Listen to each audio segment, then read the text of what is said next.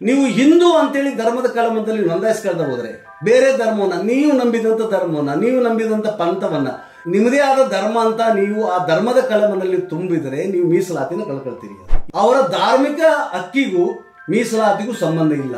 ನೀವು ಕಾನೂನನ್ನ ಬಿಟ್ಟು ಹೇಳ್ತಾ ಇದ್ದೀರಿ, ಸಂವಿಧಾನವನ್ನು ಬಿಟ್ಟು ಮಾತಾಡ್ತಿದ್ದೀರಿ. ಬಹುಸಂಖ್ಯಾತರ ಕೈಯಲ್ಲಿ ಆನೆಯಷ್ಟು ಗಾತ್ರದ ಜನರ ಕೈಯಲ್ಲಿ ಅಡಿಕೆಯಷ್ಟು ಆಸ್ತಿ ಅಧಿಕಾರ ಇದೆ. ಯಾರು ಅಡಿಕೆಷ್ಟಿದಾರೋ ಅವ್ರ ಕೈಲಿ ಆನೆಯಷ್ಟು ಅಧಿಕಾರ ಅಂತಸ್ತಿದೆ, ಸಂಪತ್ತಿದೆ. ಆಮೇಲೆ ಬಹಳ ಮುಖ್ಯವಾಗಿ ನಿಜವಾದ ಲಿಂಗಾಯತರ ಹಾಗೂ ಸಮಸ್ತ ದಲಿತ ಸಮೂಹದ ಪಾತ್ರ ಬಹಳ ಚೆನ್ನಾಗಿದೆ. ನೀವು ಯಾವ ಧರ್ಮವನ್ನ ನಮೂದಿಸ್ತೀರಿ ಅಂತ, ಜಾತಿಯನ್ನು ಬೋಧಿಸುವಂತ ಯಾವುದೇ ಧರ್ಮನೂ ನಮ್ಗೆ ಬೇಕಾಗಿಲ್ಲ ಅಂತ. ಸ್ನೇಹಿತರೆ ಹಾಗೂ ನಾಡಿನ ಎಲ್ಲ ಬಂಧುಗಳೇ, ತಮ್ಮೆಲ್ಲರಿಗೂ ಲಾಲ್ ಸಲಾಂ, ಜೈ ಭೀಮ್, ನಮಸ್ಕಾರಗಳು, ಶರಣಾರ್ಥಿಗಳು. ಕರ್ನಾಟಕ ರಾಜ್ಯದ ಜನರ ಬಹುದಿನಗಳ ಕನಸು ಸಾಮಾಜಿಕ ಸಮೀಕ್ಷೆ. ಇದುವರೆಗೆ ಸಾಕಷ್ಟು ಜನ ಪ್ರಯತ್ನ ಮಾಡಿದಾಗಲೂ ಅದು ಸಾಕಾರಗೊಂಡಿದ್ದಿಲ್ಲ. ಮೊಟ್ಟ ಮೊದಲ ಬಾರಿಗೆ ಕರ್ನಾಟಕ ರಾಜ್ಯದ ಮುಖ್ಯಮಂತ್ರಿ ಸಿದ್ದರಾಮಯ್ಯನವರು ರಾಜ್ಯದಾದ್ಯಂತ ಜಾತಿ, ಸಾಮಾಜಿಕ ಮತ್ತು ಶೈಕ್ಷಣಿಕ ಸಮೀಕ್ಷೆಗೆ ನಿರ್ಧಾರವನ್ನು ಕೈಗೊಂಡಿದ್ದಾರೆ. ಕಾಂಗ್ರೆಸ್ ಪಕ್ಷದೊಳಗಡೆ, ಸರ್ಕಾರದೊಳಗಡೆ ಈ ನಿರ್ಧಾರಕ್ಕೆ ವಿರೋಧ ಇದ್ದಾಗಲೂ ಕೂಡ ತಮ್ಮ ನಿರ್ಧಾರವನ್ನು ಬದಲಿಸದೇ ಸಮೀಕ್ಷೆಗೆ ಮುಂದಾಗಿದ್ದಾರೆ. ಈ ಕಾರಣಕ್ಕಾಗಿ ನಾನು ಭಾರತ ಕಮ್ಯುನಿಸ್ಟ್ ಪಕ್ಷ ಮಾರ್ಕ್ಸ್ವಾದಿ ಲೆನಿನ್ವಾದಿಯಿಂದ ಮುಖ್ಯಮಂತ್ರಿಗಳಿಗೆ ಅಭಿನಂದಿಸ್ತೀನಿ. ಜೊತೆಗೆ ಈ ಒಂದು ದೊಡ್ಡ ಕೆಲಸದಲ್ಲಿ 1,70,000 ಶಿಕ್ಷಕರೇನು ಕರ್ತವ್ಯಕ್ಕೆ ನಿಯೋಜನೆ ಮಾಡಲಾಗಿದೆ. ಅವರೆಲ್ಲರಿಗೂ ಕೂಡ ಶುಭಾಶಯಗಳನ್ನು ಕೋರ್ತೀನಿ. ನಿಮಗೆಲ್ಲ ದಸರೆ ರಜೆ ದಿನಗಳು. ಈ ದಸರೆ ರಜೆ ದಿನಗಳಲ್ಲಿ ರಾಜ್ಯ ಮಟ್ಟದ ಇಂಥೊಂದು ಬೃಹತ್ ಆದಂಥ ಸಮೀಕ್ಷೆಯನ್ನು ಕೈಗೊಳ್ಳಲಿಕ್ಕೆ ಏನು ಜವಾಬ್ದಾರಿ ಇದೆ, ಅದು ಏನೇ ಕಷ್ಟ ಆಗಲಿ, ಸಣ್ಣ ಪುಟ್ಟ ಏನೇ ತೊಂದರೆ ಇದ್ದಾಗಲೂ ಕೂಡ ಅದನ್ನು ನಿಭಾಯಿಸ್ಕೊಂಡು ಸಮೀಕ್ಷೆ ಕಾರ್ಯವನ್ನು ಸಂಪೂರ್ಣಗೊಳಿಸಬೇಕಂತೇಳಿ ಅವರಲ್ಲಿ ನಾನು ಮನವಿ ಮಾಡ್ತಾ ಇದ್ದೀನಿ. ಈ ಸಮೀಕ್ಷೆ ಸಕ್ಸಸ್ ಆಗಬೇಕು, ಈ ಸರ್ವೆ ಸಕ್ಸಸ್ ಆಗಲೇಬೇಕು ಅಂತ. ಎದ್ರ ಸಲುವಾಗಿ ಆಗಬೇಕು, ಯಾತಕ್ಕಾಗಿ ಆಗಬೇಕು, ಸರ್ಕಾರದ ಉದ್ದೇಶ ಏನು? ಮುಖ್ಯಮಂತ್ರಿಗಳನ್ನೇ ಕೆಲವೊಬ್ರು ಕೇಳಿದ್ದಾರೆ, ಯಾಕೆ ಸಮೀಕ್ಷೆ ಮಾಡಿಸ್ತಾ ಇದ್ದೀರಿ ಅಂತೇಳಿ. ಸಮೀಕ್ಷೆ ಸರಿಯಲ್ಲ, ಸಮೀಕ್ಷೆ ಮಾಡಬಾರ್ದು ಅಂತ ಕೆಲವರು ಹೇಳ್ತಾ ಇದ್ದಾರೆ. ಯಾಕೆ ಅಂತ ಇದನ್ನು ನೀವೆಲ್ಲರೂ ಕೇಳಬೇಕಾಗಿದೆ. ಯಾಕೆ ಸಮೀಕ್ಷೆ ಮಾಡಬಾರ್ದು, ಉದ್ದೇಶ ಏನು? ಈಗಾಗಲೇ 3 ಸಂಘಟನೆಗಳು ರಾಜ್ಯದ ಉಚ್ಚ ನ್ಯಾಯಾಲಯ, ಹೈಕೋರ್ಟಿನ ಮೆಟ್ಲೇರಿ ಇವತ್ತು ವಿಚಾರಣೆ ಇದೆ ಅಂತ. ಮೊದಲನೇದಾಗಿ ಅಖಿಲ ಭಾರತ ಬ್ರಾಹ್ಮಣ ಮಹಾಸಭಾ, ಎರಡನೇದಾಗಿ ಅಖಿಲ ಕರ್ನಾಟಕ ವೀರಶೈವ ಲಿಂಗಾಯತ ಮಹಾಸಭಾ, ಮೂರನೇದಾಗಿ ಅಖಿಲ ಕರ್ನಾಟಕ ಒಕ್ಕಲಿಗ ಮಹಾಸಭಾ. ಈ 3 ಮಹಾಸಭೆಗಳು ಹೈಕೋರ್ಟ್ಗೆ ಹೋಗಿವೆ, ಈ ಸಮೀಕ್ಷೆ ಮಾಡಬಾರ್ದು, ಸಮೀಕ್ಷೆ ನಿಲ್ಲಿಸಬೇಕಂತೇಳಿ. ಬಂಧುಗಳೇ, ಇಲ್ಲಿ ವಿಚಾರ ಸ್ಪಷ್ಟ ಆಗುತ್ತೆ, ಉದ್ದೇಶ ಸ್ಪಷ್ಟ ಆಗುತ್ತೆ. ಯಾಕೆ ಇವರು ಸಮೀಕ್ಷೆಯನ್ನು ಬೇಡ ಅಂತಿದ್ದಾರೆ ಅಂತ. ಸಹಜವಾದ ಸಂದೇಹ ಏನಂದ್ರೆ, ನಮ್ಮ ಹಳ್ಳಿಗಳಲ್ಲಿ ಯಾರಾದರೂ ಜಮೀನು ಸರ್ವೆ ಮಾಡಬೇಕಾದ್ರೆ ಕೆಲವರು ಬೇಡ ಅಂತಾರೆ, ಕೆಲವರು ಬೇಕಂತಾರೆ. ನಾನು ಸರ್ವೆ ಮಾಡಿಸ್ತೀನಿ ಅಂದ್ರೆ ಇನ್ನೊಬ್ರು ಬೇಡ ಅಂತಾರೆ. ಉದ್ದೇಶ ಏನಂತ, ಯಾರು ತಮ್ಮ ಜಮೀನಿಗಿಂತ, ತಮ್ಮ ವಿಸ್ತೀರ್ಣದ ಜಮೀನಿಗಿಂತ ಹೆಚ್ಚಿನ ಜಮೀನು ಹೊಂದಿದಾರೋ, ಅತಿಕ್ರಮಣ ಮಾಡಿದಾರೋ, ಹೆಚ್ಚುವರಿ ಜಮೀನು ಹೊಂದಿದಾರೋ ಅವರ ಸಮೀಕ್ಷೆಯನ್ನು ಬೇಡ ಅಂತಾರೆ, ಸರ್ವೆಯನ್ನು ಬೇಡ ಅಂತಾರೆ. ಇದು ಈ ಜಾತಿ ಸಮೀಕ್ಷೆ ಕೂಡ ಅನ್ವಯಿಸ್ತದೆ. ಹಾಗಾಗಿ ನಮ್ಮ ಸ್ಪಷ್ಟವಾದ ಅಭಿಪ್ರಾಯ ಏನಂದ್ರೆ, ಆಕ್ಚುಲಿ ಅಖಿಲ ಕರ್ನಾಟಕ ಬ್ರಾಹ್ಮಣ ಮಹಾಸಭಾ, ಅಖಿಲ ಕರ್ನಾಟಕ ವೀರಶೈವ ಲಿಂಗಾಯತ ಮಹಾಸಭಾ, ಆಗನೇ ಅಖಿಲ ಕರ್ನಾಟಕ ಒಕ್ಕಲಿಗ ಮಹಾಸಭಾ ಕರ್ನಾಟಕ ರಾಜಕಾರಣದಲ್ಲಿ ಕೇವಲ ಗುರುತಿಸಿಕೊಂಡಂತಲ್ಲ, ಇದುವರೆಗೆ ಅಧಿಕಾರವನ್ನ, ಅತಿ ಹೆಚ್ಚು ಪ್ರಮಾಣದಲ್ಲಿ ಅಧಿಕಾರವನ್ನ ಅನುಭವಿಸಿದಂತ, ಅಧಿಕಾರವನ್ನ ಕಂಡುಕೊಂಡಂತ ಮತ್ತು ಕರ್ನಾಟಕದ ಇಡೀ ಆಸ್ತಿಯಲ್ಲಿ ಸಿಂಹಪಾಲನ ಹೊಂದಿದಂತ, ಕರ್ನಾಟಕದ ಇಡೀ ಅಂತಸ್ತಿನಲ್ಲಿ ಸಿಂಹಪಾಲನ ಹೊಂದಿದಂತ, ಕರ್ನಾಟಕದ ಇಡೀ ಐಶ್ವರ್ಯದಲ್ಲಿ ಸಿಂಹಪಾಲನ ಹೊಂದಿರುವಂತ ಮೇಲ್ಜಾತಿ ಮೇಲ್ವರ್ಗಗಳು ಇವರು ಅನ್ನೋದನ್ನ ನಾವು ನೆನಪಿಡಲೇಬೇಕು ಅಂತ. ಒಂದು ಪ್ರಶ್ನೆಯನ್ನ ಈ ಸಂಘಟನೆಗೆ ನಾವು ಕೇಳಬೇಕಾಗಿದೆ ಅಂತ ಹೇಳ್ಬಿಟ್ಟು, ಸಮೀಕ್ಷೆ ಬೇಡ ಅನ್ಲಿಕ್ಕೆ ನೀವ್ಯಾರು ಅಂತೇಳಿ. ಆಮೇಲೆ ಹಿಂದುಳಿದ ಆಯೋಗದ ಮೂಲಕ ಯಾಕೆ ಸಮೀಕ್ಷೆ ಮಾಡ್ತಾ ಇದ್ದೀರಿ, ಹಿಂದುಳಿದ ಆಯೋಗದ ಎಲ್ಲರ ಸಮೀಕ್ಷೆಗೆ ಎಷ್ಟು ಸೂಕ್ತ ಅಂತ ಏನು ಪ್ರಶ್ನೆಯನ್ನು ಕೇಳ್ತಿದ್ದೀರಿ, ಇದು ಸಮಂಜಸ ಅಲ್ವೇ ಅಲ್ಲ ಅಂತ. ಇದಕ್ಕೆ ನಾನು 2 ಉದಾಹರಣೆಗಳನ್ನು ಕೊಡಲಿಕ್ಕೆ ಬಯಸ್ತೀನಿ ಅಂತ. ಮೊದಲನೇದಾಗಿ ವೀರಶೈವ ಅಖಿಲ ಕರ್ನಾಟಕ ವೀರಶೈವ ಲಿಂಗಾಯತ ಮಹಾಸಭಾ ಅಂತ ಇದುವರೆಗೇನು ಮಹಾಸಭಾ ಅಂತ ಹೇಳ್ತಾ ಬಂದಿದ್ದಾರೆ. ವೀರಶೈವ ಲಿಂಗಾಯತ ಮಹಾಸಭಾ, ಬ್ರಾಹ್ಮಣ ಮಹಾಸಭಾ, ಒಕ್ಕಲಿಗ ಮಹಾಸಭಾ ಅಂತ. ಈ ಸಮೀಕ್ಷೆ ಆದ್ರೆ, ಈ ಸಮೀಕ್ಷೆಯ ಮೂಲಕ ಯಾವ ಸಮುದಾಯದವರು, ಯಾವ ಜಾತಿಯವರು ಎಷ್ಟು ಸಂಖ್ಯೆಯಲ್ಲಿದ್ದಾರಂತ ಅನ್ನೋ ಸತ್ಯ ಅಂಕಿ ಅಂಶಗಳು ಹೊರಗೆ ಬಂದ್ರೆ ಈ ಮಹಾಸಭೆಗಳಾಗಿರ್ಲಿಕ್ಕೆ ಸಾಧ್ಯತೆ ಇಲ್ಲ, ಕೇವಲ ಸಭೆಗಳಾಗ್ತವೆ. ಫಾರ್ ಎಕ್ಸಾಂಪಲ್, ಆಕ್ಚುಲಿ ಉತ್ತರ ಕರ್ನಾಟಕ, ಮಧ್ಯ ಕರ್ನಾಟಕದಲ್ಲಿ ಅತಿ ಹೆಚ್ಚಿನ ಸಂಖ್ಯೆಯಲ್ಲಿ ಇರ್ತಕ್ಕಂಥ ವೀರಶೈವ ಲಿಂಗಾಯತ ಅತಿ ಹೆಚ್ಚಿನ ಸಂಖ್ಯೆಯಲ್ಲಿ ಇದೀವಿ ಅಂತ ಹೇಳಲ್ಪಡುವಂತ ಸಮುದಾಯ ಅಂತ. ವೀರಶೈವ ಲಿಂಗಾಯತ ಈ 2 ಹೆಸರಲ್ಲೂ ಸೇರಿಸಿ ಏನು ಮಾತಾಡ್ತಾ ಇದ್ದಾರೆ. ಇಲ್ಲಿ ಪ್ರಮುಖವಾಗಿ 2-3 ಜಾತಿಗಳು, ಬಲಾಢ್ಯ ಜಾತಿಗಳು ಅಧಿಕಾರದಲ್ಲಿ, ಆಸ್ತಿಯಲ್ಲಿ, ಅಂತಸ್ತಿನಲ್ಲಿ, ಸಾಮಾಜಿಕವಾಗಿ, ಆರ್ಥಿಕವಾಗಿ, ಶೈಕ್ಷಣಿಕವಾಗಿ ಎಲ್ಲ ರೀತಿಯಲ್ಲಿ ಕೂಡ ಈ ವೀರಶೈವ ಮತ್ತು ಲಿಂಗಾಯತ ಅನ್ನುವಂತ ಇಡೀ ಸಮುದಾಯವನ್ನು ಏನು ತೋರಿಸ್ತಾ ಇದ್ದಾರೆ, ಇಡೀ ಸಮುದಾಯಗಳ ಪಾಲಿನ ಎಲ್ಲ ಆಸ್ತಿ, ಅಧಿಕಾರ, ಅಂತಸ್ತು, ಐಶ್ವರ್ಯವನ್ನ ಎಂಜಾಯ್ ಮಾಡುವಂತ ದೊಡ್ಡ ದೊಡ್ಡ ಕಮ್ಯುನಿಟಿಗಳು ಯಾವ ಅಂತ ಕೇಳಿದರೆ ರೆಡ್ಡಿ ಕಮ್ಯುನಿಟಿ. ಕೆಲವು ಜಿಲ್ಲೆಗಳೇ ರೆಡ್ಡಿಗಳು, ಇಡೀ ಲಿಂಗಾಯತ ವೀರಶೈವರ ಫಲವನ್ನು ಅನುಭವಿಸುವ ರೆಡ್ಡಿಗಳು, ಕೆಲವು ಜಿಲ್ಲೆಗಳಲ್ಲಿ ಪಂಚಮಸಾಲಿ ಮತ್ತು ಬಣಜಿಗ ಅಂತ. ಆದರೆ ಸಮುದಾಯವನ್ನು ತೋರಿಸುವಾಗ ಸುಮಾರು 14-16 ಸಮುದಾಯಗಳನ್ನು, ಜಾತಿಗಳನ್ನು ಇವರು ತೋರಿಸ್ತಾರೆ. ಫಾರ್ ಎಕ್ಸಾಂಪಲ್, ಆಕ್ಚುಲಿ ಲಿಂಗಾಯತರೇ ಆದಂಥ ವೀರಶೈವರಾದಂಥ ಕುಂಬಾರಿಗೆ ಅಧಿಕಾರ ಎಷ್ಟಿದೆ, ಲಿಂಗಾಯತರೇ ಆದಂಥ ವೀರಶೈವರಾದಂಥ ಹೂಗಾರರಿಗೆ ಅಧಿಕಾರ, ಆಸ್ತಿ ಮತ್ತು ಸಾಮಾಜಿಕ ಸ್ಥಾನಮಾನ ಎಷ್ಟಿದೆ. ಹಾಗೆಯೇ ಈ ಸಮಾಜದಲ್ಲಿ ಬಹಳ ಪವಿತ್ರವಾದ ಕೆಲಸವನ್ನು ಮಾಡುವಂತ ಹಡಪದ ಸಮಾಜ ಏನಿದೆ, ಕ್ಷೌರಿಕ ಸಮಾಜ ಅಂತ ಏನಿದೆ, ಅವರು ಕೂಡ ಲಿಂಗಾಯತರೇ.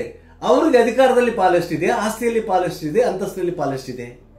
ಸೊ ಎಲ್ಲ ಲಿಂಗಾಯತ ವೀರಶೈವನ ಹೆಸರಲ್ಲಿ ಅಧಿಕಾರನ ಎಂಜಾಯ್ ಮಾಡ್ತಿರುವಂತ ರೆಡ್ಡಿಗಳು, ಪಂಚಮಸಾಲಿ, ಬಣಜಿಗ, ನೀವೇನು ಬಲಿಷ್ಠ ಜಾತಿಗಳಿದ್ದೀರಿ ಲಿಂಗಾಯತ ಮತ್ತು ವೀರಶೈವ ಸಮಾಜದಲ್ಲಿ, ನಿಮಗೆ ಭಯ ಕಾಡ್ತಾ ಇದೆ ಅಂತ. ನಾವು ಅತಿ ದೊಡ್ಡ ಸಂಖ್ಯೆಯಲ್ಲಿ ಇದೀವಿ ಅಂತ ಹೇಳ್ಬಿಟ್ಟು ಸೊ ವಿಧಾನಸಭೆಯಿಂದ ಹಿಡ್ಕೊಂಡು ಪಂಚಾಯತಿವರೆಗೆ ಶಿವಪಾಲು ನೀವು ಪಡಿತಾ ಇದ್ದೀರಿ. ನಿಮಗೆ ಆ ಭಯ ಇರೋದ್ರಿಂದ ನೀವು ಬೇಡ ಅಂತಿದ್ದೀರಿ. ಇದಕ್ಕೆ ನಮ್ಮ ವಿರುದ್ಧ ಇದೆ. ಹಾಗೆಯೇ ಬ್ರಾಹ್ಮಣ ಮಾಸವು ಮತ್ತು ಒಕ್ಕಲಿಗ ಮಾಸವು ಕೂಡ ಇದೇ ಭೀತಿ ಕಾಡ್ತಾ ಇದೆ ಅಂತ. ಅದಕ್ಕೆ ಈ ನಾಡಿನ ಜನ ಆದಂತ ನಾವು ಈ ಸಮೀಕ್ಷೆಗೆ ಸಂಪೂರ್ಣವಾಗಿ ಸಹಕರಿಸಬೇಕು, ಪ್ರತಿಯೊಬ್ಬರು ಭಾಗವಹಿಸಬೇಕು. ಪ್ರತಿಯೊಬ್ಬರು ನಮ್ಮ ಕುಟುಂಬದ ವಿವರಗಳನ್ನ, ಸೊ ಜಾತಿ ವಿವರವನ್ನ, ಉಪಜಾತಿ ವಿವರವನ್ನ ಆಕ್ಚುಲಿ ಸೊ ಸಮೀಕ್ಷೆಗೆ ಬರುವಂತ ಶಿಕ್ಷಕರ ಮುಂದೆ ನೋಂದಾಯಿಸಬೇಕು ಅನ್ನೋದು ನನ್ನ ಮುಖ್ಯವಾದ ಅಪೀಲು ಅಂತ. ಇನ್ನು ಎರಡನೇ ಪ್ರಶ್ನೆ ಅಂತ ಬಹಳ ಮುಖ್ಯವಾಗಿ ಆಕ್ಚುಲಿ ಹೊರಟಿದ್ದು ಜಾತಿ, ಸಾಮಾಜಿಕ, ಆರ್ಥಿಕ ಮತ್ತು ಶೈಕ್ಷಣಿಕ ಸಮಸ್ಯೆಗೆ. ಸಿದ್ದರಾಮಯ್ಯನವರು ಹೇಳ್ತಾ ಇದ್ದಾರೆ ಮೇಲಿಂದ ಮೇಲೆ ಅಂತ.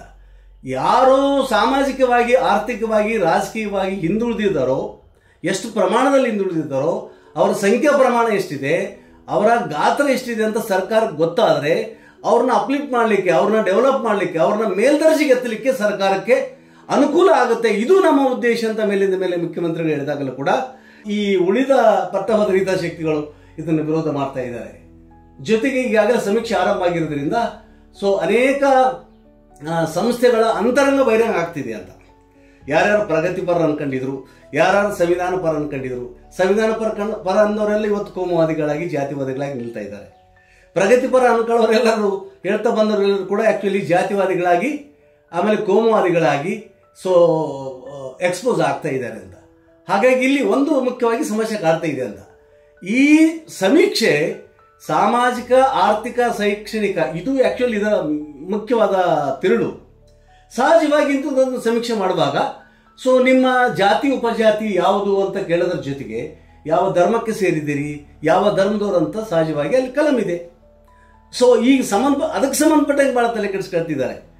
ಸೊ ಬಹಳಷ್ಟು ಬಲಾಢ್ಯರು ಈ ಜಾತಿ ಧರ್ಮವನ್ನು ಒಂದೇ ಮಾಡಿಕೊಟ್ಟಿದ್ದಾರೆ ಅಂತ, ಅವ್ರಿಗೆ ಭಯ ಕಾಡ್ತಿದೆ ಅಂತ.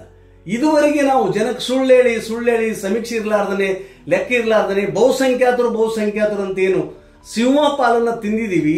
ಈ ಸಮೀಕ್ಷೆ ಆದ್ರೆ ನಾವು ಸಣ್ಣರಾಗ್ಬಿಡ್ತೀವಿ, ಅಲ್ಪಸಂಖ್ಯಾತರಾಗ್ಬಿಡ್ತೀವಿ ಅನ್ನುವಂತ ಈ ಅಲ್ಪಸಂಖ್ಯಾತ ಮಟ್ಟಕ್ಕೆ ಇಳಿತೀವಿ ಅನ್ನುವಂತ ಒಂದು ಭಯ ಏನು ಕಾಡ್ತಿದೆ. ಆ ಕಾರಣಕ್ಕೆ ಎಲ್ಲರ ಕರೆ ಕೊಡ್ತಾ ಇದ್ದಾರೆ. ಇದುವರೆಗೆ ಬಸವಣ್ಣ ಅಂದವರು, ಅಕ್ಕ ಮಹಾದೇವಿ ಅಂದವರು, ಓಂ ನಮ ಬಸವಲಿಂಗಾಯ ನಮ ಅಂದವರು, ಹೊಸ ಧರ್ಮ ಅಂದವರು, ಕನ್ನಡದ ಮೊಟ್ಟ ಮೊದಲ ಧರ್ಮ ಅಂದವರು, ಪ್ರತಿಯೊಬ್ಬರು ಸಂಘ ಸಂಸ್ಥೆಯ ಮೂಲಕ ಕರೆ ಕೊಡ್ತಾ ಇದ್ದಾರೆ. ಧರ್ಮದ ಕಲಂನಲ್ಲಿ ಹಿಂದೂ ಅಂತ ಬರೆಸಿ ಅಂತ. ನಮಗೇನು ತಕರಾರಿಲ್ಲ, ಹಿಂದೂಗಳು ಹಿಂದೂ ಧರ್ಮ ಅಂತ ಬರೆಸಲಿ, ಕ್ರೈಸ್ತರು ಕ್ರೈಸ್ತ ಧರ್ಮ ಅಂತ ಬರೆಸಲಿ, ಮುಸಲ್ಮಾನರು ಮುಸಲ್ಮಾನ್ ಧರ್ಮ ಅಂತಾನೆ ಅವ್ರು ಬರೆಸ್ತಾರೆ. ಹಾಗೇನೆ ಬೌದ್ಧರು ಬೌದ್ಧ ಧರ್ಮ ಅಂತ ಬರೆಸಲಿ, ಸೊ ಲಿಂಗಾಯತರು ಲಿಂಗಾಯತ ಧರ್ಮ ಅಂತಾನೆ ಬರೆಸಲಿ. ಸೊ ಯಾವುದೇ ಧರ್ಮಕ್ಕೆ ಸೇರಿದನೆ ತಮ್ಮದೇ ಆದ ಜೀವನ ಮಾರ್ಗದಲ್ಲಿ ತಮ್ಮದೇ ಆದ ಆಚಾರ ವಿಚಾರ ಸಂಸ್ಕೃತಿನ ಇಟ್ಕೊಂಡಂತವ್ರು ತಮ್ಮದೇ ಆದ ಪಂಥಗಳನ್ನ, ಧರ್ಮಗಳನ್ನ ಬರೆಸಲಿ.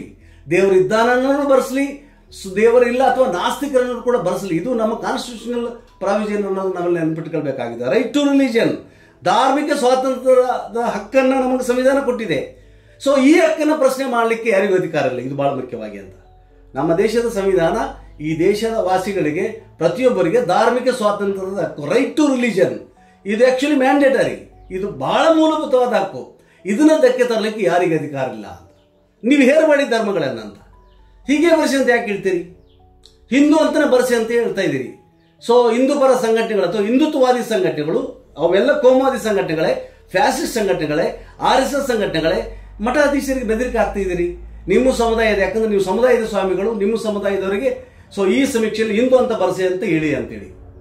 ಸೊ ಅವರೆಲ್ಲರೂ ಆ್ಯಕ್ಚುಲಿ ಹಿಂದೂ ಅಂತ ಬರೆಸು ಅಂತ ಹೇಳಲಿಕ್ಕೆ ಶುರು ಮಾಡಿದ್ದಾರೆ. ಸೊ ಇದನ್ನು ಹೇಳಲಿಕ್ಕೆ ನೀವ್ಯಾರು ಅಂತ ನಿನ್ನೆ ಒಬ್ಬರು ಆ್ಯಕ್ಚುಲಿ ನನ್ನನ್ನು ಕೇಳಿದ್ರು, ಸರ್ ನೀವು ಯಾವ ಧರ್ಮವನ್ನು ಬರೆಸಿದೆ ಅಂತ. ನಾನು ಯಾವ ಧರ್ಮದಲ್ಲಿದ್ದೀನಿ, ನಾನು ಯಾವ ಜಾತಿಯಲ್ಲಿದ್ದರೂ ಅದನ್ನು ಬರೆಸ್ತೀನಿ ಅಂತ. ಇದೇ ರೀತಿ ಎಲ್ಲರ ಸೀಕ್ರೆಟ್, ಪ್ರತಿಯೊಬ್ಬರ ಜೀವನ ರಹಸ್ಯ ಆ್ಯಕ್ಚುಲಿ. ನಾವು ಯಾವ್ದನ್ನ ಆಚರಿಸ್ತೀವಿ, ಯಾವ್ದು ಬರೆಸ್ಬೇಕು ಬಿಡಬೇಕಂತ ಹೇಳ್ಬಿಟ್ಟು. ಸೊ ಹಿಂದೂ ಅಂತಾನೆ ಬರೆಸ್ಬೇಕು ಅಂತ ಹೇಳ್ಬಿಟ್ಟು ಯಾಕೆ ದಬ್ಬಾಳಿಕೆ ಮಾಡ್ತಾ ಇದ್ದೀರಿ, ಯಾಕೆ ಹೇರ್ತಾ ಇದ್ದೀರಿ? ಇದು ಮತಾಂತರಲ್ಲ ಮತ್ತೇನು? ಜೊತೆಗೆ ಬಹಳ ಮುಖ್ಯವಾಗಿ ಯಾರು ಹಿಂದೂಗಳದಿರಿ, ಯಾರು ಆ್ಯಕ್ಚುಲಿ ಹಿಂದೂಗಳಂದ್ರೆ ಆ್ಯಕ್ಚುಲಿ ವೈದಿಕರಂದ್ರೆ ಆ್ಯಕ್ಚುಲಿ ಸನಾತನವಾದಿಗಳಿಂದ ಬ್ರಾಹ್ಮಣವಾದಿಗಳು, ಬ್ರಾಹ್ಮಣವಾದಿಗಳಂದ್ರೆ ಚತುರ್ವರ್ಣ, ಬ್ರಾಹ್ಮಣ, ಕ್ಷತ್ರಿಯ, ವೈಶ್ಯ, ಶೂದ್ರ, ಈ 4 ವರ್ಣಗಳನ್ನ 4,000 ಜಾತಿಗಳನ್ನು ಮಾಡಿದ್ದು ದೇವರೇ, ಮನುಷ್ಯರಲ್ಲ. ಈ ಜಾತಿ ವ್ಯವಸ್ಥೆ ಇರಬೇಕು. ಒಬ್ರು ಕೆಳಗಡೆ ಒಬ್ರು ಸೇವೆ ಮಾಡ್ತಾನೆ ಇರಬೇಕು, ಒಬ್ರು ಗುಲಾಮರು ಇನ್ನೊಬ್ರು ಆಗಿರಬೇಕು. ಅಂತಿಮವಾಗಿ ಭಾರತ ದೇಶದ ಸಕಲ ಆಡಳಿತಕ್ಕೆ, ಸಕಲ ಸಂಪತ್ತಿಗೆ ಬ್ರಾಹ್ಮಣರೇ ಅಧಿಪತಿಗಳಾಗಿ ಇರಬೇಕನ್ನೋದೇ ಸನಾತನವಾದ. ಸೊ ಅವರಷ್ಟೇ ಹಿಂದೂಗಳು, ಹಿಂದುಳಿದ ವರ್ಗದವರು ಹಿಂದೂಗಳಲ್ಲ. ದಲಿತರಂತೂ ಹಿಂದೂಗಳಾಗ್ಲಿಕ್ಕೆ ಸಾಧ್ಯನೇ ಇಲ್ಲ. ಇವತ್ತು ಆಶ್ಚರ್ಯ ಏನಂದ್ರೆ ಆ್ಯಕ್ಚುಲಿ ಮಾಜಿ ಸಚಿವ ಮತ್ತು ನಮ್ಮ ಸ್ನೇಹಿತರಾದಂಥ ಎಚ್ ಆಂಜನೇಯ ಅವರ ಹೇಳಿಕೆ ಒಂದು ಬಂದಿದೆ ಸೋಷಿಯಲ್ ಮೀಡಿಯಾದಲ್ಲಿ. ಎಷ್ಟು ಸರಿಯೋ ತಪ್ಪರನ್ನು ಗೊತ್ತಿಲ್ಲ. ಅವರು ಕರೆ ನೀಡಿದ್ದಾರೆ ಮಾದಿಗ ಸಮುದಾಯಕ್ಕೆ, ಮಾದಿಗ ಸಮುದಾಯದ ಬಂಧುಗಳೇ, ನಿಮ್ಮ ಸಮೀಕ್ಷೆಯ ಸಂದರ್ಭದಲ್ಲಿ ನಿಮ್ಮ ಧರ್ಮದ ಕಲಬ್ನಲ್ಲಿ ಹಿಂದೂ ಅಂತ ಬರೆಸಿ ಅಂತ. ಹಾಗಾದ್ರೆ ಮಾದಿಗರು ಹಿಂದೂಗಳ, ಚಲವಾದಿಗಳು ಹಿಂದೂಗಳ, ಡಕ್ಲವ್ರು ಹಿಂದೂಗಳ, ಸಿದ್ಧಿಗಳು ಹಿಂದವರ, ಕಾಡಸಿದ್ರು ಹಿಂದೂಗಳ, ಉಪ್ಪಾರ ಹಿಂದೂಗಳ, ಕುರುಬರು ಹಿಂದೂಗಳ? ಸೊ ಇದೊಂದು ಧರ್ಮ ಅನ್ನೋದಾದ್ರೆ, ಅಥವಾ ಧರ್ಮ ಅಂತ ನಾವು ಇದನ್ನು ಒಪ್ಕೊಳ್ಬೇಕಾದ್ರೆ ಧರ್ಮಗುರು ಯಾರು, ಧರ್ಮ ಗ್ರಂಥ ಏನು, ಧರ್ಮದ ಪ್ರಿನ್ಸಿಪಲ್ಸ್ ಏನು, ಅಲ್ಲಿ ಏನಾದರೂ ಸಮಾನತೆ ಇದೆಯಾ ನಮಗೆ? ಅಲ್ಲಿ ಏನಾದರೂ ಸಹೋದರತ್ವ ಇದೆಯಾ? ಅಲ್ಲಿ ಮನುಷ್ಯರನ್ನಾಗಿ ಕಂಡಿಲ್ಲ ನಮ್ಮನ್ನ. ಇಡೀ ದಲಿತರನ್ನ, ಅಂಟಜಿವಲ್ಸ್ನ ನಮ್ಮನ್ನ ಮನುಷ್ಯರಾಗಿ ಕಂಡಿಲ್ಲ. ಇವತ್ತು ಹೇಳ್ತಿದ್ದಾರೆ ಮನುಷ್ಯರಾಗಿ ಕಾಣಬಾರ್ದು, ನೀವು ಆಕ್ಚುಲಿ ಮನುಷ್ಯರೇ ಅಲ್ಲ ಅಂತ ಹೇಳ್ಬಿಟ್ಟು ಸನಾತನವಾದಿಗಳು ಹೇಳ್ತಾ ಇದ್ದಾರೆ. ಇವ್ರು ಹಿಂದೂಗಳ? ಅದಕ್ಕೆ ಒಂದು ಪ್ರಶ್ನೆಯನ್ನ ಗಂಭೀರವಾಗಿ ನಾವೆಲ್ಲರೂ ತಗೊಳ್ಬೇಕು. ಅದೇನೆಂದ್ರೆ, ಸೊ ಹಿಂದೂ ಧರ್ಮ ಅಥವಾ ಹಿಂದೂ ಅಂತ ಏನಿದೆಯಲ್ಲ, ಅದೊಂದು ಹೆಸರಾಗಿದ್ರೆ ನಮಗೆಲ್ಲರಿಗೂ ಅದು ಬೇಕಂತ. ಹಿಂದೂಸ್ತಾನದಲ್ಲಿ ವಾಸ ಮಾಡೋರೆಲ್ಲರೂ ಹಿಂದೂಗಳು ಅನ್ನೋದಾದ್ರೆ ನಾವೆಲ್ಲರೂ ಹಿಂದೂಗಳೇ. ಆದರೆ ಅದೊಂದು ಧರ್ಮ, ಅದು ಮುಸ್ಲಿಮರಿಗೆ ವಿರುದ್ಧವಾದ ಧರ್ಮ, ಕ್ರೈಸ್ತರನ್ನ ಹೊರಗೆ ಹಾಕುವಂಥ ಧರ್ಮ. ಸೊ ಅದು ಜಾತಿಯನ್ನ ಪ್ರತಿಪಾದಿಸುವಂಥ ಧರ್ಮ, ಚಾತುರ್ವರ್ಣ್ಯವನ್ನು ಪ್ರತಿಪಾದಿಸುವಂಥ ಧರ್ಮ, ಪುರಾಣ ಸಾಹಿತ್ಯವನ್ನು ಪ್ರತಿಪಾದಿಸುವಂಥ ಧರ್ಮ ಅಂತ ಹೇಳಿದ್ರೆ ಅದನ್ನು ನಾವು ವಿರೋಧ ಮಾಡಬೇಕಾಗುತ್ತೆ. ಯಾವ ದಾರಿಯಲ್ಲಿ ಆಕ್ಚುಲಿ ಬುದ್ಧ ಹೋರಾಡಿದ್ನೋ ಅದೇ ದಾರಿಯಲ್ಲಿ, ಯಾವ ದಾರಿಯಲ್ಲಿ ಸಿದ್ಧರು ಹೋರಾಡಿದ್ರು ಅದೇ ದಾರಿಯಲ್ಲಿ, ಯಾವ ದಾರಿಯಲ್ಲಿ ಬಸವಣ್ಣ ಮತ್ತು ಶರಣರು ಹೋರಾಡಿದ್ರು ಅದೇ ದಾರಿಯಲ್ಲಿ, ಯಾವ ದಾರಿಯಲ್ಲಿ ಡಾಕ್ಟರ್ ಬಾಬಾ ಸಾಹೇಬ್ ಅಂಬೇಡ್ಕರ್ ಹೋರಾಡಿದ್ರು ಅದೇ ದಾರಿಯಲ್ಲಿ ಈ ಹಿಂದೂ ಧರ್ಮನ ವಿರೋಧಿಸಬೇಕಾಗತ್ತೆ. ಅದು ಒಂದು ಧರ್ಮ ಅಲ್ಲ, ಅದರಲ್ಲಿ ದಯೆ ಇಲ್ಲ, ಕರುಣೆ ಇಲ್ಲ, ಸಮಾನತೆ ಇಲ್ಲ, ಪ್ರೀತಿ ಇಲ್ಲ, ಜೀವಪರ ಕಾಳಜಿ ಇಲ್ಲ. ಅದು ದೌರ್ಜನ್ಯ, ನಿಷ್ಕರುಣೆ, ಆಕ್ಚುಲಿ ಕ್ರೌರ್ಯ, ಮೋಸ, ಕಪಟ ವಂಚನೆಯಿಂದ ಕೂಡಿದ್ರಿಂದ ಕರ್ನಾಟಕದ ಯಾವುದೇ ಹಿಂದುಳಿದ ಜಾತಿ ಜನ ಹಿಂದೂ ಧರ್ಮಕ್ಕೆ ಸೇರಿದವರಲ್ಲ, ದಲಿತರಂತೂ ಅಲ್ವೇ ಅಲ್ಲ. ಇದಕ್ಕೆ ಕೊನೆಯದಾಗಿ ಇದು ನಿರೂಪಿಸೋದು ಹೇಗಂದ್ರೆ, ಆಕ್ಚುಲಿ ಹಿಂದೂ ಧರ್ಮ ಆಕ್ಚುಲಿ ಜಾತಿವಾದವನ್ನ, ಜಾತಿ ಆಧಾರದ ಮೇಲೆ ಸಮಾಜ ಇರಬೇಕು, ಆ ಸಮಾಜದೊಳಗಡೆ ಆರ್ಥಿಕ ತಾರತಮ್ಯ, ರಾಜಕೀಯ ತಾರತಮ್ಯ, ಅಧಿಕಾರದ ತಾರತಮ್ಯ, ಆಸ್ತಿಯ ತಾರತಮ್ಯ, ಅಂತಸ್ತಿನ ತಾರತಮ್ಯ ಇರಲೇಬೇಕು. ಅದನ್ನು ಮರುಸ್ಥಾಪನೆ ಮಾಡದೆ ಆಕ್ಚುಲಿ ಹಿಂದೂ ರಾಷ್ಟ್ರ ಅಂತ ಹೇಳುವ ಈ ಸಂದರ್ಭದಲ್ಲಿ ಹಿಂದುಳಿದ ವರ್ಗದವರು, ಈ ದಲಿತರು, ನಾವು ಹಿಂದೂಗಳಂದ್ರೆ ಯಾಕೆ ನೀವು ಹಿಂದೂಗಳು? ಅದಕ್ಕೆ ಒಂದು ಮಾತನ್ನ ಇಲ್ಲಿ ನೆನ್ಪಿಡ್ಬೇಕು. ಅದೇನಂದ್ರೆ, ಯಾರಿಗೆ ಜಾತಿ ವ್ಯವಸ್ಥೆ ವರವಾಗಿದೆಯೋ ಅವರಿಗೆ ಅಧಿಕಾರ ತಂದು ಕೊಟ್ಟಿದೆಯೋ, ಆಸ್ತಿ ತಂದು ಕೊಟ್ಟಿದೆಯೋ, ಅಂತಸ್ತನ್ನು ತಂದು ಕೊಟ್ಟಿದೆಯೋ, ಐಶ್ವರ್ಯನ ತಂದು ಕೊಟ್ಟಿದೆಯೋ, ಸಾಮಾಜಿಕ ಸ್ಥಾನಮಾನ ತಂದು ಕೊಟ್ಟಿದೆಯೋ, ಅದು ಅವರ ಪಾಲಿಗೆ ವರ. ಯಾರಿಗೆ ಈ ಜಾತಿ ವ್ಯವಸ್ಥೆ ವರವಾಗಿದೆಯೋ ಅವರು ಆ ಜಾತಿ ವ್ಯವಸ್ಥೆನ ಕಾಪಾಡ್ತಾರೆ, ಅದನ್ನು ನವೀಕರಿಸ್ತಾರೆ, ಅದಕ್ಕೆ ಇನ್ನಷ್ಟು ಪುಷ್ಟಿನ ತುಂಬುತ್ತಾರೆ, ಅದನ್ನು ಮತ್ತೆ ಮತ್ತೆ ಕಟ್ಟಲ್ಪಡ್ತಾರೆ, ಅದನ್ನು ಮತ್ತೆ ಮತ್ತೆ ಹುಟ್ಟಿಸ್ತಾರೆ, ಜಾತಿ ವ್ಯವಸ್ಥೆನ ಬೆಳೆಸ್ತಾರೆ. ಇಡೀ ದುಡಿಯುವ ವರ್ಗ, ಇದು ಇಡೀ ಹಿಂದುಳಿದ ವರ್ಗ, ದಲಿತ ವರ್ಗಕ್ಕೆ ವಿರುದ್ಧವಾಗಿ ನಡೀತಕ್ಕಂಥ ರಾಜಕೀಯ ಕೆಲಸ ಅನ್ನೋದನ್ನು ನೆನಪಿಡಬೇಕಾಗಿದೆ. ಅದೇ ಹೊತ್ತಿನಲ್ಲಿ ಯಾರಿಗೆ ಜಾತಿ ವ್ಯವಸ್ಥೆ ಶಾಪವಾಗಿದೆ, ಯಾರಿಗೆ ಜಾತಿ ವ್ಯವಸ್ಥೆ ಶಾಪವಾಗಿ ಕಾಡ್ತಾ ಇದೆಯೋ ಅವರು ಈ ಜಾತಿ ವ್ಯವಸ್ಥೆಯನ್ನು ಸುಡಲೇಬೇಕು. ಮನುಸ್ಮೃತಿಯನ್ನ ಬಾಬಾ ಸಾಹೇಬರು ಸುಟ್ಟಂಗನೆ ಮತ್ತೆ ಮತ್ತೆ ಸುಡಲೇಬೇಕು ಅಂತ, ಜಾತಿ ವ್ಯವಸ್ಥೆ ನಾಶ ಆಗಲೇಬೇಕಂತ. ಹಾಗಾಗಿ ಜಾತಿ ವ್ಯವಸ್ಥೆ ವರ ಆದವರು ಅದು ಇರಬೇಕಂತಾರೆ, ಅದನ್ನು ಹಿಂದೂ ಧರ್ಮ ಅಂತ ಅವ್ರು ಕರೀತಾರೆ. ಜಾತಿ ವ್ಯವಸ್ಥೆ ಯಾರಿಗೆ ಶಾಪ ಆಗಿದೆಯೋ, ಯಾರಿಗೆ ಸಂಕಟ ಆಗಿದೆಯೋ, ಯಾರಿಗೆ ಶೋಷಣೆ ಆಗಿದೆಯೋ, ಯಾರ ಮೇಲೆ ಅಸಮಾನತೆಯನ್ನು ಏರಲ್ಪಟ್ಟಿದೆಯೋ, ಯಾರನ್ನ ಮಾನವರಂತ ಕಂಡಿಲ್ವೋ ಅದನ್ನು ಸುಡಲಿಕ್ಕೆ ಬಯಸ್ತಾರೆ. ಹಾಗಾಗಿ ಇದು ಈ ಸಮೀಕ್ಷೆಯಲ್ಲಿ ಹಿಂದುಳಿದ ವರ್ಗದವರ, ಆಮೇಲೆ ಬಹಳ ಮುಖ್ಯವಾಗಿ ನಿಜವಾದ ಲಿಂಗಾಯತರ ಹಾಗೂ ಸಮಸ್ತ ದಲಿತ ಸಮೂಹದ ಪಾತ್ರ ಬಹಳ ಚೆನ್ನಾಗಿದೆ. ನೀವು ಯಾವ ಧರ್ಮವನ್ನು ನಮೂದಿಸ್ತೀರಿ ಅಂತ. ಜಾತಿಯನ್ನು ಬೋಧಿಸುವಂತ ಯಾವುದೇ ಧರ್ಮನೂ ನಮ್ಗೆ ಬೇಕಾಗಿಲ್ಲ ಅಂತ. ದುಡಿಮೆಯ ಪ್ರತಿಷ್ಠೆನ ಹೆಚ್ಚಿಸ್ತಕ್ಕಂಥ, ಸಮಾನತೆಯನ್ನು ಸಾರ್ತಕ್ಕಂಥ, ಹೆಣ್ಣು ಗಂಡಿನ ಸಮಾನತೆ, ಬಣ್ಣದ ನಡುವಿನ ಸಮಾನತೆ, ಸೊ ಜಾತಿಗಳ ನಡುವಿನ ಸಮಾನತೆಯನ್ನು ಸಾರ್ತಕ್ಕಂಥ, ಬಹಳ ಮುಖ್ಯವಾಗಿ ಇಲ್ಲಿ ಜಾತಿ ನಿರ್ಮೂಲನೆ, ಜಾತಿ ವಿನಾಶವೇ ಆಕ್ಚುಲಿ ಜಾತಿ ಸಮೀಕ್ಷೆಯ ಗುರಿ ಆಗಿರಬೇಕು. ಒಂದು ವೇಳೆ ಸರ್ಕಾರ ಯಾವುದೇ ಕಾರಣಕ್ಕೂ ಈ ಗುರಿಯಿಂದ ದಿಕ್ಕನ್ನು ತಪ್ಪಿಸ್ಕೊಂಡ್ರೆ ಜಾತಿ ನಿರ್ಮೂಲನೆ ಅಲ್ಲದೆ ಜಾತಿನ ಮರುಸ್ಥಾಪಿಸಲಿಕ್ಕೆ, ಜಾತಿನ ಪಟಿಷ್ಠಗೊಳಿಸಲಿಕ್ಕೆ, ಜಾತಿನ ಗಟ್ಟಿಗೊಳಿಸಲಿಕ್ಕೆ ಈ ಸಮೀಕ್ಷೆಯನ್ನ ಈ ಸರ್ಕಾರ ಬಳಸ್ಕೊಂಡ್ರೆ ಈ ಸರ್ಕಾರಕ್ಕೆ ಧಿಕ್ಕಾರ, ಈ ಸಮೀಕ್ಷೆಗೆ ಧಿಕ್ಕಾರ. ಆದ್ರೆ ಈ ಸಮೀಕ್ಷೆ ಆಗಲೇಬೇಕು. ಈ ಜಾತಿ ಸಮೀಕ್ಷೆ, ಈ ಸಾಮಾಜಿಕ, ಆರ್ಥಿಕ, ರಾಜಕೀಯ, ಶೈಕ್ಷಣಿಕ ಜಾತಿ ಸಮೀಕ್ಷೆ ಮುಖ್ಯವಾದ ಉದ್ದೇಶ ಜಾತಿ ವ್ಯವಸ್ಥೆಗೆ ತುಳಿತಕ್ಕೊಳಗಾದ ಜನಗಳ ಅಭಿವೃದ್ಧಿ, ಅವರ ಸಮಾನತೆ, ಅವರ ಶ್ರೇಯಸ್ಸು. ಇದರರ್ಥ ಜಾತಿ ವಿನಾಶ. ಸೊ ಬುದ್ಧನು ಹೇಳಿದ ಜಾತಿ ವಿನಾಶವನ್ನ, ಸಿದ್ಧರು ಜಾತಿ ವಿನಾಶವನ್ನ, ಬಸವಣ್ಣ ಶರಣರು ಜಾತಿ ವಿನಾಶಕ್ಕಾಗಿ ಬಂದರು, ಡಾಕ್ಟರ್ ಬಾಬಾ ಸಾಹೇಬ್ ಅಂಬೇಡ್ಕರ್ ಜಾತಿ ವಿನಾಶಕ್ಕಾಗಿ, ಎಲ್ಲ ಎಡಪಂಥಿ ಚಳವಳಿಕಾರರು ಜಾತಿ ವಿನಾಶಕ್ಕಾಗಿ. ಇವತ್ತು ಬುದ್ಧ, ಬಸವಣ್ಣ, ಬಾಬಾ ಸಾಹೇಬರ ಹೆಸರಲ್ಲಿ ಕರ್ನಾಟಕ ತುಂಬ ಹೋರಾಡ್ತಿರೋ ಎಲ್ಲರೂ ಜಾತಿ ವಿನಾಶಕ್ಕಾಗಿ. ಜಾತಿ ವಿನಾಶ ನಮ್ಮ ಅಂತಿಮ ಲಕ್ಷ್ಯ, ಅದು ನಮ್ಮ ಪರಮ ಗುರಿ. ಹಾಗಾಗಿ ಜಾತಿ ಸಮೀಕ್ಷೆ ಇರಲಿ, ಜಾತಿಯ ಲೆಕ್ಕಾಚಾರಗಳಾಗಿರಲಿ, ಜಾತಿ ಆಧಾರಿತ ಮೀಸಲಾತಿಗಳಾಗಿರಲಿ. ಮೀಸಲಾತಿ ಜಾತಿ ನಾಶಿಸಲು ಬರಬೇಕು ನಮಗೆ ಅಂತ, ಮೀಸಲಾತಿ ಹಾಕ್ಬೇಕಂತ, ಮೀಸಲಾತಿಗಾಗಿ ಹೋರಾಟ ಹಾಕ್ಬೇಕಂತ. ಇವನು ಒಳ ಮೀಸಲಾತಿಗೆ ಹೋರಾಟ. ಹೌದು, ಯಾರು ಎಷ್ಟು ಸಂಖ್ಯೆಯಲ್ಲಿ ಇದ್ದಾರೋ ಅಷ್ಟು ಸಂಖ್ಯೆಯಲ್ಲಿ ಅವರಿಗೆ ಮೀಸಲಾತಿ ಸಿಗಲೇಬೇಕು. ಈಗಾಗಲೇ ಕರ್ನಾಟಕದಲ್ಲಿ ಅಂಥದ್ದೊಂದು ಉತ್ತಮವಾದ ನಿರ್ಧಾರ ಆಗಿದೆ. ಬಹು ದಶಕಗಳ ಹೋರಾಟದ ಫಲವಾಗಿ ಅದು ಅವ್ರಿಗೆ ಸಿಗಲೇಬೇಕು. ಅನ್ಯಾಯ ಆಗಿದ್ದು ಅಲೆಮಾರಿಗಳಿಗೆ ಅವರಿಗೆ ಒಂದು ಪ್ರತ್ಯೇಕವಾಗಿ 1% ಆಕ್ಚುಲಿ ಮೀಸಲಾತಿನ ಕೊಡಲೇಬೇಕು ಅನ್ನೋದನ್ನು ನಾನು ಆಗ್ರಹಿಸ್ತಾ, ಮೀಸಲಾತಿ ಉದ್ದೇಶ ಆದರೂ ಏನು. ಸೊ ಆಕ್ಚುಲಿ ಜಾತಿ ಸಲುವಾಗಿ, ಮೀಸಲಾತಿ ಸಲುವಾಗಿ ಜಾತಿನ ಉಳಿಸ್ಬೇಕಾ ನಾವು? ಜಾತಿ ಅಳಿಸೋ ಸಲುವಾಗಿ ಮೀಸಲಾತಿ ಹೋರಾಟ. ಡಾಕ್ಟರ್ ಬಾಬಾ ಸಾಹೇಬ್ ಅಂಬೇಡ್ಕರ್ ಕೇಳಿದ್ದು ಪ್ರತ್ಯೇಕ ದಲಿತ ಇಂಡಿಯಾ ಆಗಿ ನೋಡಿದ್ರೆ, ಇಲ್ಲ ಪ್ರತ್ಯೇಕ ಮತದಾನದ ಪದ್ಧತಿ, ದಲಿತರನ್ನ ಚುನಾಯಿಸಿಕೊಳ್ಳುವಂತ ಪದ್ಧತಿ. ಆವತ್ತಿನ ಕಾಂಗ್ರೆಸ್ ಮತ್ತು ಅವತ್ತಿನ ಗಾಂಧಿ ನಾಯಕತ್ವ, ಅವತ್ತಿನ ಆಳುವ ವರ್ಗ ಆಕ್ಚುಲಿ ಅದಕ್ಕೆ ಅವಕಾಶವನ್ನು ಕೊಡಲಿಲ್ಲ.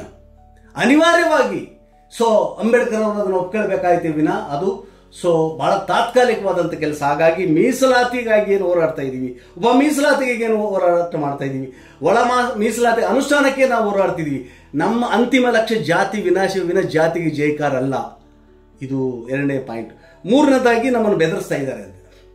ಯಾವ ಕಾರಣಕ್ಕೆ? ದಲಿತರನ್ನ, ಹಿಂದುಳಿದವ್ರನ್ನ ಬೆದರಿಸ್ತಾ ಇದ್ದಾರೆ ಅಂತ. ನೀವು ಹಿಂದೂ ಅಂತೇಳಿ ಧರ್ಮದ ಕಲಮದಲ್ಲಿ ನೋಂದಾಯಿಸ್ಕೊಳ್ತಾ ಹೋದ್ರೆ, ಬೇರೆ ಧರ್ಮವನ್ನ, ನೀವು ನಂಬಿದಂಥ ಧರ್ಮವನ್ನ, ನೀವು ನಂಬಿದಂಥ ಪಂಥವನ್ನ, ನೀವು ನಂಬಿದಂಥ ಆಚಾರ ವಿಚಾರವನ್ನ, ನಿಮ್ಮದೇ ಆದ ಧರ್ಮ ಅಂತ ನೀವು ಆ ಧರ್ಮದ ಕಲಮನಲ್ಲಿ ತುಂಬಿದರೆ ನೀವು ಮೀಸಲಾತಿನ ಕಳ್ಕೊಳ್ತೀರಿ. ಇದೊಂದು ದೊಡ್ಡ ಭಯೋತ್ಪಾದನೆ. ಸೊ ಇದನ್ನ ನಾನು ಸಂಪೂರ್ಣವಾಗಿ ವಿರೋಧ ಮಾಡ್ತಾ ಇದ್ದೀನಿ ಮತ್ತು ಎಲ್ಲರಿಗೂ ಅಪೀಲ್ ಮಾಡ್ತಿದ್ದೀನಿ ಅಂತ.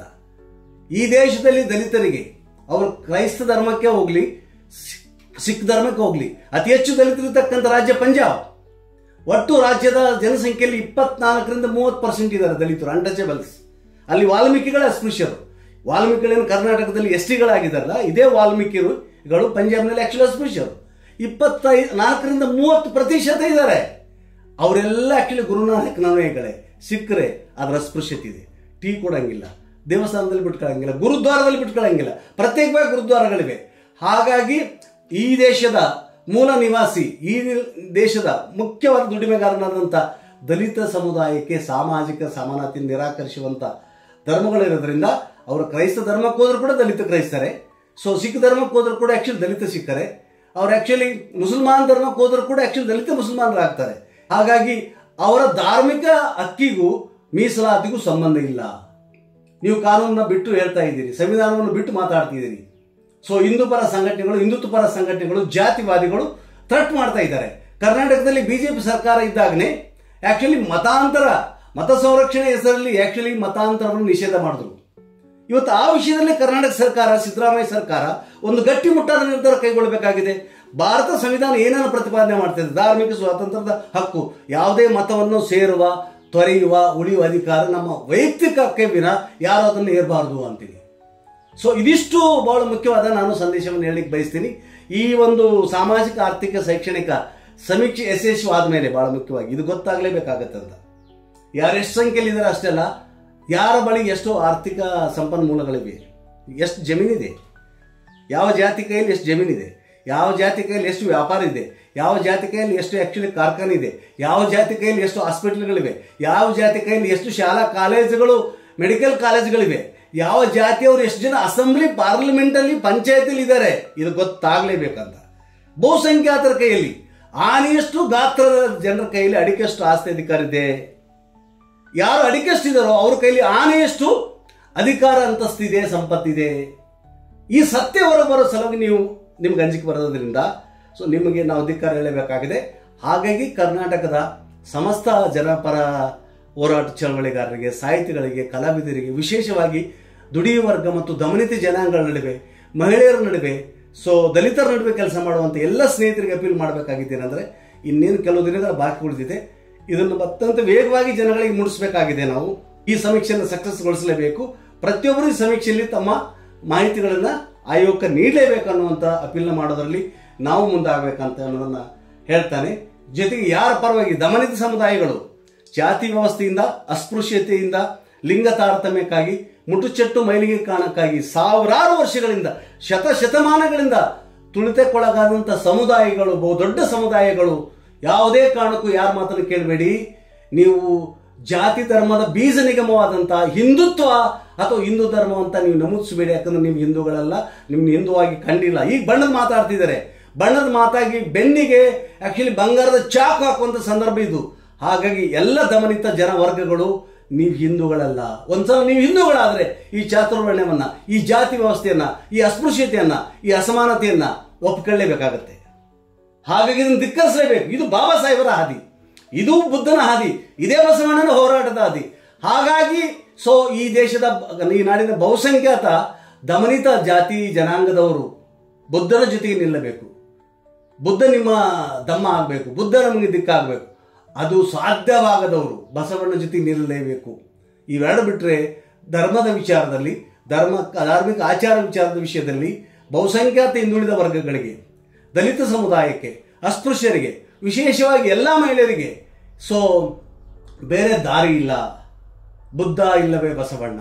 ಈ ವಿಷಯ ನಾನು ಹೇಳ್ತಾ, ಜೊತೆಗೆ ಸಮೀಕ್ಷೆಯ, ಮೀಸಲಾತಿಯ ಅಥವಾ ಯಾವುದೇ ಹೋರಾಟದ ಬಹುಮುಖ್ಯವಾದ ಲಕ್ಷ್ಯ, ಉದ್ದೇಶ ಜಾತಿ ವಿನಾಶ. ಜಾತಿನ ಕಟ್ಟೋದಲ್ಲ, ಜಾತಿನ ಜಯಕಾರ ಆಗೋದಲ್ಲ, ಜಾತಿನ ಅಲಂಕರಿಸೋದಲ್ಲ, ಜಾತಿನ ಆರಾಧಿಸೋದಲ್ಲ. ಈಗಾಗಲೇ ನಾನು ಹೇಳಿದೆ, ಯಾರಿಗೆ ಜಾತಿ ವರವೋ, ಯಾರಿಗೆ ಜಾತಿ ಆಸ್ತಿಯೋ, ಯಾರಿಗೆ ಜಾತಿ ಅಧಿಕಾರವೋ ಅವರು ಜಾತಿಯನ್ನು ಮೆರೆಸ್ತಾರೆ. ಯಾರಿಗೆ ಶಾಪವು, ಯಾರಿಗೆ ಸಂಕಟವು, ಯಾರಿಗೆ ಆಕ್ಚುಲಿ ಅನ್ಯಾಯವು ಅವರು ಅದನ್ನು ಸುಡ್ತಾರೆ. ಮತ್ತೆ ನಾವು ಜಾತಿ ವ್ಯವಸ್ಥೆಯನ್ನು ಸುಡಲೇಬೇಕು. ಆ ಕಾರಣಕ್ಕಾಗಿ ಕರ್ನಾಟಕದ ಸಾಮಾಜಿಕ, ಆರ್ಥಿಕ, ರಾಜಕೀಯ ಸಮೀಕ್ಷೆಯನ್ನು ನಾವು ಬಳಸ್ಕೊಳ್ಳೋಣ. ಧನ್ಯವಾದ, ನಮಸ್ಕಾರ, ಥ್ಯಾಂಕ್ ಯು.